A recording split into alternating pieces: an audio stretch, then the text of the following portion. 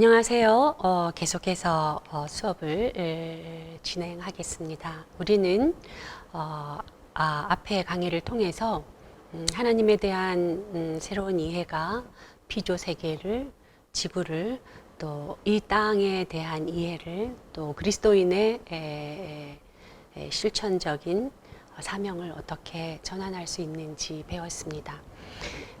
이제 이번 시간은 지구를 좀 더 신학적으로 재개념화하는 과제를 함께 생각해 보겠습니다.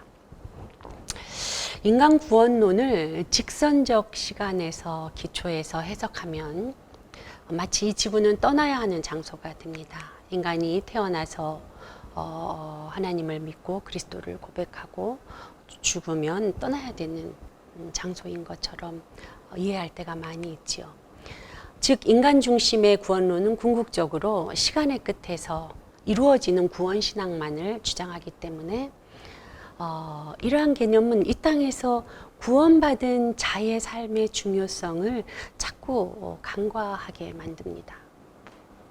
생태신학적 관점에서 다시 진지하게 재평가되어야 하는 배경이 되죠.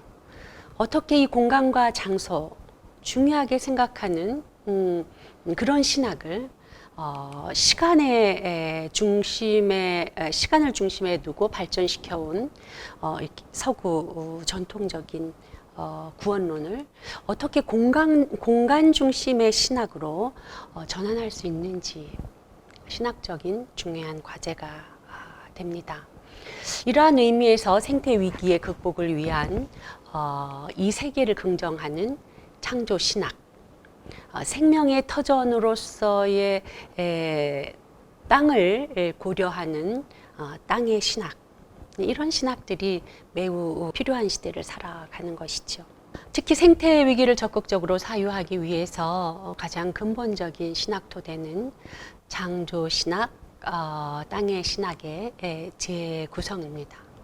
왜냐하면 모든 생명은 땅의 거주자들, 이 대지 위에 살아가는 인간들, 생명들이기 때문입니다. 아직까지는 지구 이외에 생존할 수 있는 장소는 없습니다. 서구 신학의 역사를 살펴보면 부분적으로 영적인 차원을 강조하면서 세계와 땅을 배제한 그 어떤 신학도 사실은 결국 영지주의적인 사고에 귀착이 됩니다. 물질적인 것, 또 이 세계의 죄된 모습을 극복하기 위해 영적인 것을 분리주의적으로 강조한 신학적 입장은 여지없이 기독교가 가장 이단으로 비판했던 영지주의 사고에 빠지게 된다라고 하는 것이 전통 서구 신학이 우리에게 가르쳐 준 내용 중에 하나이지요. 특별히 하나님의 창조는 특히 제7일은 이 땅에서의 동물과 자연을 포함해서 모든 동물과 자연의 치유와 안식을 누리게 하셨습니다. 예수님의 생태적 비유들을 보면 씨 뿌리는 비유라든지 겨자씨의 비유라든지 누룩의 비유라든지 예수님은 우리들에게 자연을 주의 깊게 바라보고 그 속에 드러난 하나님 나라를 신적인 특성을 보도록 요청하고 있습니다. 하나님은 당신의 계시의 현장으로 자연을 벗어난 이 지구를 벗어난 어떤 특정한 장소를 지시하지 않으셨습니다. 하나님의 나라는 이곳을 떠난 지구 외부의 어디, 우주 외부의 어떠한 나라를 말한 것이 아니라 복음서의 하나님 나라 사상은 그 나라가 온전히 이 땅에 이 자연 속에 피조 세계에 임하고 있음을 성서는 증거하고 있습니다. 드레핀 백합화와 공중에 나는 새는 하나님 말씀의 구원의 역사를 이루어가는 데에 말씀이 실제가 되게 하는 중요한 피조물 드립니다. 말씀만으로 이루어지는 구원은 불가능합니다. 더군다나 말씀이 지시하는 이러한 자연 세계가 없다라고 하면 말씀은 살아 있을 수 없는 것이죠. 마치 언어의 한계를 극복하는 것처럼 이러한 언어의 한계를 극복하는 것이 우리가 이때까지 강조한 말씀의 성육신의 중요성을 이야기하고 있는 것입니다. 이러한 하나님으로부터의 세계와 자연의 분리와 더 나아가 구원론에서 자연을 배제시키는 현대의 이런 부분은 현대 몇몇의 그 생태주의자들을 통해서 생태 위기의 현실을 규명하는 과정에서 서구 사회의 정신적 뿌리라고 할 수 있는 그런 기독교적인 신앙을 비판하는 배경이 되어 왔다라고 하는 것을 우리가 앞에서 배웠습니다. 앞서 이야기한 예를 들면 린 화이트로부터 시작된 생태 위기에 대한 기독교 책임론은 오히려 광범위한 생태 신학의 정립을 요청했고 많은 발전에 도전이 되었습니다. 이제는 생태 신학이 하나의 분과에 속할 수 없는 만큼 광범위한 영역으로 발전되고 있다라고 하는 것을 여러분들이 이해할 수 있기를 바랍니다. 이러한 생태신학의 관점은 인간의 자연 지배에 가장 많이 오용된 자식을 많이 낳고 번성해서 땅을 가득 채우고 지배하여라. 그리고 바다의 물고기와 하늘의 새와 땅에 기어다니는 온갖 생물을 다스려라 라고 하는 창세기 1장 26절의 말씀을 우리는 더 이상 지배와 착취의 이데올로기로 변질되지 않도록 또 생명 파괴의 현실과 연결되지 않도록 바르게 해석해야 될 것을 요구받고 있습니다. 성경에 나타난 하나님의 창조는 인간의 창조에 국한된 것이 아니라 우주 전체의 창조를 이야기하고 있습니다. 하나님께서 보시니 손수 만드신 모든 것이 참 좋았다 라고 말씀하신 창세기 1장 31절의 말씀처럼 하나님의 창조물 안에는 사랑과 선함과 아름다움이 존재하며 이것들은 서로 조화를 이루면서 전체적인 하나님의 아름다운 창조 세계를 이루어가는 것입니다. 이렇게 인간뿐만 아니라 피조물 전체가 하나님의 축복의 대상이고 이 세계가 인간의 소유물이 아니라 하나님의 것임을 다시 한번 생각해 볼 수 있기를 바랍니다. 또한 성경에서 하나님께서는 생태계 보호를 위해 인간에게 안식일, 안식년, 희년 등의 제도를 마련해 주셨습니다. 이 제도들로 말미암아 인간은 노동으로부터 휴식할 수 있는 권리를 부여받았고 동시에 모든 피조물들과 더불어 땅의 휴식을 취할 수 있게 되었습니다. 그러나 이런 성경의 진리를 다 잊어버리고 이기적이고 물질적 욕망에 사로잡힌 인간은 자연을 자기 뜻대로 이용하려고만 할 뿐 본래적 모습으로 회복하고 치유하는 그러한 과정에는 참 무관심했었습니다. 하나님께서는 자연으로부터 무수히 많은 도움을 받고 존재해야 하는 인간은 인간과 피조물들이 서로 조화를 이루는 공존의 삶을 살 것을 간절히 원하시고 계시는 것입니다. 다시 복원되어야 하는 기독교 전통 내에 생태신학적 관점들이 참 많이 있는데요. 그리스도교의 전통적 가르침 안에는 이렇게 다시 재평가되고 다시 살려내어야 될 매우 소중한 전통들이 있습니다. 교회 안에서 생태계의 수호 성인으로 존경받고 있는 프란체스코 성인은 모든 피조물을 인격적인 실제로 대하면서 피조물 안에서 하나님의 창조 세계의 의미를 깨닫고 지속적인 창조를 이루시는 하나님을 찬미했습니다. 또한 빙엔의 힐데가르트 역시 아름다운 하나님의 창조물들을 찬양하고 그 안에 내포되어져 있는 하나님의 사랑을 강조한 신학자입니다. 또 여러분들이 잘 알고 있는 중세의 신비가 에크하르트에게 있어서 피조물들은 하나님의 신성이 내포된 그런 거룩한 존재들로 간주됩니다. 따라서 동일한 신적인 생명들이기 때문에 인간은 피조물들을 파괴하기보다는 자비를 베풀어야 하는 존재이고 사랑을 실천해야 하는 존재로 볼 수 있게 하는 것입니다.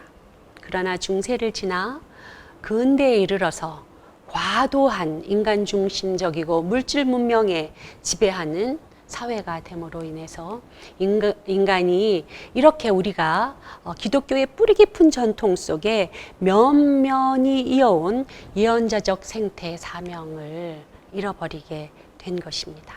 서구 전통적인 신학적 담론들이 주장하는 세계관과 가치관들은 현실 교회에 있어서 교리적으로 화속화되고 그 안에 있는 기독교의 진리의 생동감을 상실해 버리는 결과를 가져왔습니다.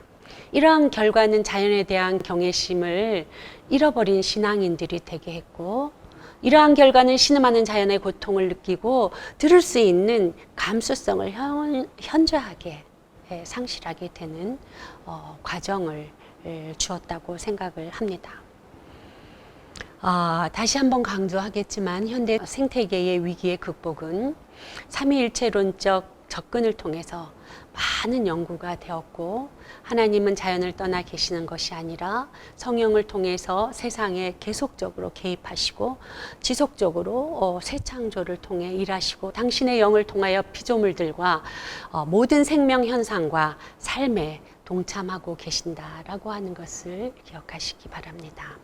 동시에 피조물들은 그리스도 안에서 하나님의 존재에 참여하도록 끊임없이 부르심을 받는 것이죠. 이렇게 하나님과 피조 세계는 깊은 사랑의 관계의 유지를 통해서 매일의 일상이 가능해지는 것입니다. 기독교 신앙의 핵심인 삼위일체 신앙은 삶의 터전인 생태계 안에서 사랑을 통하여 서로 친교하고 이루는 공존의 원리를 깨달을 수 있도록 영감을 주고 우리를 이끌어 줍니다. 더 나아가 예수 그리스도의 육화와 성육신의 사건은 하나님 사랑을 가장 확실하게 구체적으로 보여주는 표징이 됩니다.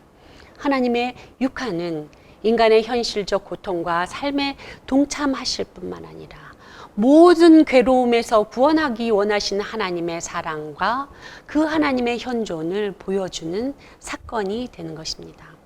예수 그리스도를 통해서 인간은 그저 죄인에서 마침표를 찍어서는 안 되고 그저 칭의에서 값싼 은혜로 끝나서는 안 되고 하나님과 인간의 화해, 나아가 인간과 자연, 하나님과 자연 역시 친교와 사랑을 이루는 우주적 화해로 확장되어야 하는 것이죠. 이러한 화해의 과정 안에서 땅과 인간과 자연이 조화를 이루고 평화를 이루며 인간은 이러한 진정한 생명과 안식의 과정에서 이러한 과정을 모든 피조물들과 함께 누리게 됨을 느끼고 경험하게 되는 것입니다. 이렇게 전통 신학에 대한 재평가와 또한 생태 신학의 새로운 관점들을 알게 되고 또 하나님에 대한 새로운 이해를 여러분들이 배우게 되었는데, 이러한 생태 신학적 지식이 그저 아는 것에서 끝나는 것이 아니라 여러분의 삶의 방식과 새로운 가치를 추구하는 행동으로 잘 나타날 수 있기를 바랍니다. 그러나 우리의 현실 세계를 바라보면 이렇게 하나님 나라의 가치로 행동하며 또 기독교의 진리로 또 하나님의 뜻대로 살아가려고 할 때 참 지배적인 규범이나 가치와 또 어떤 원리들이 충돌하게 되지요. 예를 들면 끊임없는 성장을 선택해야 될까? 아니면 성장보다는 보존, 지속성을 선택해야 될까? 그저 인간의 이익을 위해서 끊임없이 달려가야 될까?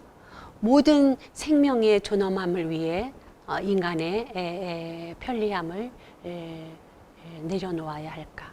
각자 도생을 위해 끊임없는 경쟁의 삶을 살아야 될까? 공존과 공생의 가치의 삶의 방식을 선택해야 될까? 끊임없이 나의 편리함을 누리면서 살아가야 될까? 이름 모를 식물을 향해서, 꽃을 향해서, 알지 못하는 동물들을 위해서 나의 불편함을 선택할 것인가? 인권만을 강조했던 근대를 끊임없이 성장의 관계로 지속시킬 것인가? 자연과 동물권과 사물 정치에 대한 새로운 생각들을 선택할 것인가? 생태신학적 도전과 우리와 함께 하시는 하나님에 대한 적극적 이해는 이렇게 그저 아는 것에서 끝나는 것이 아니라 적극적으로 새로운 가치를, 대안적 가치를 선택하도록 여러분의 삶을 도울 것입니다. 그렇다고 우리가 모든 근대의 가치를 포기하는 것은 아닙니다. 개발이라든지 성장이라든지 혁신이라든지. 근데 이러한 것들이 이루어질 수 있는 가장 중요한 전제는 이 지구의 지속 가능성이라고 하는 것이죠. 개발, 성장, 혁신 이런 것도 이 지구의 지속 가능성이 건강하게 전제될 때만 현실화될 수 있다라고 하는 것을 함께 생각해 보십시다. 지구 지속성을 위한 신학적 대전환은 정리해 보면 인간 구원에서 우주 구원론, 전 생명 공동체의 구원으로 확장을 강조하여 온 생태 신학적 공헌이 매우 중요하다라고 봅니다. 우리는 다시 생각해 보아야 할 질문이 있습니다. 만약 우리가 이 세계, 이 창조의 모든 피조물들은 하나님이 신성이 깃든 세계이고 성령이 머무시는 활동하시는 하나님의 장소이므로 고백할 때 우리의 신앙, 우리의 신앙인들의 삶은 어떻게 변화될 수 있을지 한번 여러분들이 구체적으로 연결시키고 생각해 볼 수 있기 바랍니다. 포스트 모던의 신학자 하나님의 약함이라고 하는 유명한 신학을 전개했던 존 카프토는 나의 책임은, 신앙인의 책임은 단순히 하나님의 이름에 대해서 사색하는 것이 아니라 정의를 실천하는 것이다. 오늘 하나님에 대한 새로운 생태 신학적 이해가 지구를 위해, 고통받는 피조 세계를 위해, 지금도 고난받는 수많은 이 사회 속에 소외된 자들을 위해 우리로 하여금 어떤 가치를 선택하고 어떤 행동을 할 수 있을지, 또 어떻게 새로운 세계를 함께 만들 수 있을지를 고민하는 한 주 되시기를 간절히 바랍니다. 여러분 한 주 동안 또 건강하게 잘 지내시다가 다음 시간에 뵙겠습니다. 수고하셨습니다.